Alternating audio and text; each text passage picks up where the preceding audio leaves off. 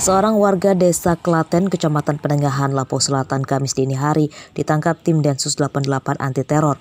Pelaku berinisial JR, pria 30 tahun yang sehari-hari sebagai petani. Kepala Desa Klaten, Toto, membenarkan penangkapan itu.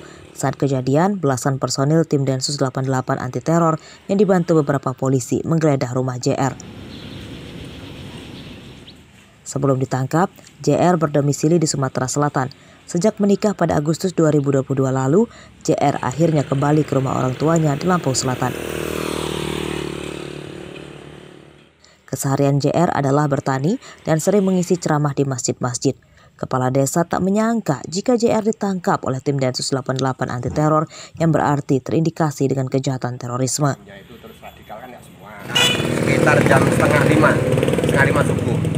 Nah, kemudian waktu itu ya tinggal dari ada beberapa polisi ditemani dengan polsek sini di rumah TKP, di rumah tersangka gitu. Itu setahu Pak Kades ini berapa orang Pak yang ditangkap Pak? 1 orang. 2 hari sebelumnya, tim Densus 88 anti teror juga menangkap seorang pria berinisial AF di Desa Penagan, Kecamatan Abung Timur, Lampung Utara. Dari penggeledahan di rumah AF, tim Densus 88 menyita dokumen kependudukan, ponsel, komputer jinjing, serta buku-buku tentang terorisme.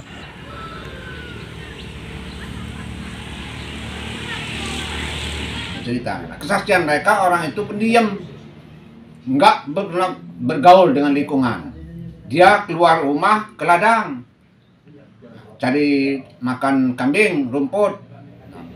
Tahu-tahu saya dapat laporan bahwa rumah itu pun sudah digeledah oleh petugas tim Densus 88. Ternyata ketemulah dokumen orang tersebut selaku anggota teroris. Pada Kamis siang, Polda Lampung membenarkan penangkapan 2 warga Lampung oleh tim Densus 88 anti teror. Keduanya langsung dibawa ke Jakarta. Keduanya diduga sebagai anggota jaringan terorisme dari kelompok Jemaah Islamiyah atau JI. Haris Susanto dan Ardi Yohaba melaporkan dari Lampung Selatan dan Lampung Utara.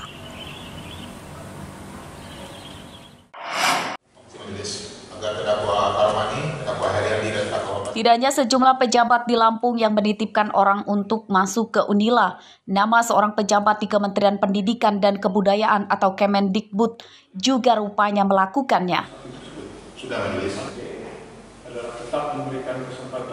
Fakta itu terungkap dalam sidang lanjutan kasus suap dan gratifikasi penerimaan mahasiswa baru jalur mandiri di Unila di Pengadilan Negeri Tanjung Karang, Bandar Lampung, Kamis siang.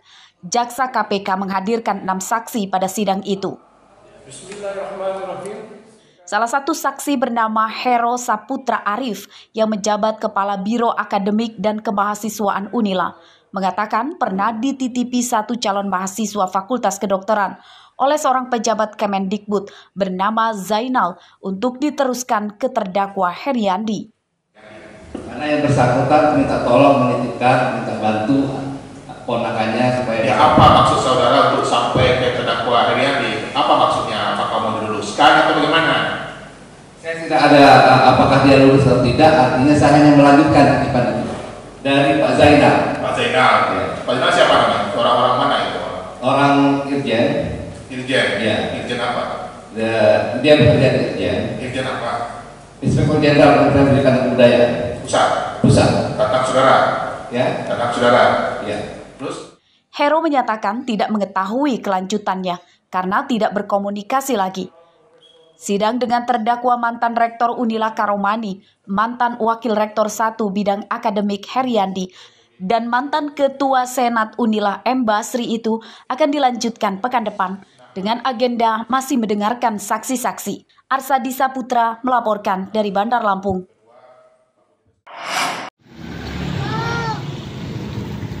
Setelah digadang-gadang jadi solusi kelangkaan minyak goreng, masyarakat kini harus menerima kenyataan bahwa sulit mendapatkan minyak goreng bersubsidi dengan merek minyak kita di pasar.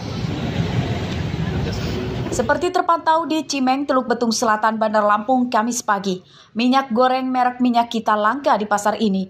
Jikapun ada, harganya di atas yang ditetapkan pemerintah Rp14.000 per liter. Menurut pedagang, minyak goreng bersubsidi itu sulit didapat. Pedagang mendapatkan pasokan dari sesama pedagang lain. Minyak goreng merek Minyak Kita dijual pedagang paling murah Rp16.000 per liter atau Rp2.000 lebih mahal dari harga yang ditetapkan pemerintah. Ya, lagi susah ini. Susah ya? Memang itu kan juga karena naik ya Pak ya? Bener ya, Pak itu Pak? Harganya naik emang, ya karena nggak ada barang tuh mungkin ya susahnya naik itu harganya. Memang awalnya berapa sih Pak harga minyak Pak? Maksudnya? Minyak kita ini berapa sih harganya sebelumnya? Kita harga pasaran. Kalau harga pasaran biasa kita jual 14.000 kan ada HET-nya itu 14. Sekarang itu udah di atas itu, sekitar pasaran sekarang udah 16.000 ya Pak? Iya. Pemerintah Bandar Lampung tampaknya pasrah dan tidak bisa mengatasi kelangkaan minyak kita. Ini karena kuota minyak kita ditentukan oleh pemerintah pusat melalui Kementerian Perdagangan.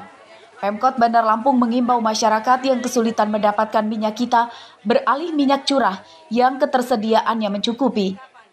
Minyak kita itu pasokannya memang agak sedikit dari pusatnya. Tapi ada 2 minggu sekali paling satu toko itu 500. Tapi ada.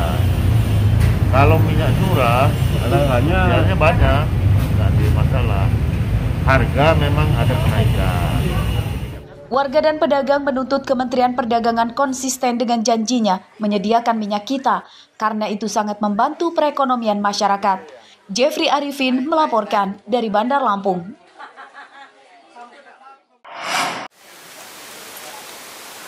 Peristiwa dugaan upaya penculikan 2 siswi sekolah menengah atas di Kecamatan Trimurjo dan Terbanggi Besar, Lampung Tengah beberapa waktu lalu membuat warga kian khawatir dan semakin meningkatkan kewaspadaan. Kamis siang, Dinas Pendidikan Lampung Tengah mengklaim sudah meningkatkan kewaspadaan untuk pencegahan. Upaya itu diantaranya memastikan orang yang menjemput murid adalah orang tua atau keluarganya dan dipantau pihak sekolah. Mengimbau kepada pihak-pihak sekolah, yang pertama ya mungkin memastikan bahwa yang menjemput itu adalah orang tua atau wali murid mereka. Yang kedua ya pihak sekolah juga harus ekstra hati-hati, dia harus kenal betul siapa yang menjemput itu. Lalu mungkin untuk memudahkan koordinasinya, mungkin pihak sekolah membuat grup WA lah. Warga diminta tidak panik dan selalu memeriksa kebenaran informasi tentang kasus penculikan anak yang beredar. Sebab selama ini banyak informasi hoaks penculikan anak beredar melalui media sosial. Seperti kasus di Metro pada awal pekan lalu, seorang wanita akhirnya memberikan klarifikasi dan membuat video berisi permintaan maaf setelah menyebarkan berita hoaks penculikan anak. Bahwa saya menyatakan dengan sebenar-benarnya bahwa postingan tersebut tidak benar atau hoax. Aris Susanto melaporkan dari Lampung Tengah.